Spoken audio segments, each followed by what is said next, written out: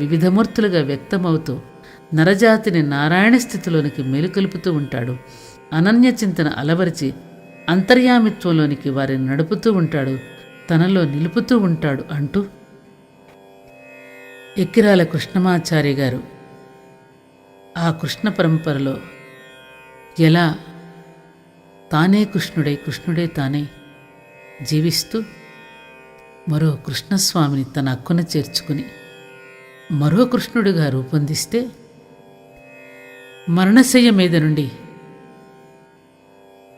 ఆ భగవద్గీతను పార్థసారథి ప్రవచనాలుగా రూపొందించి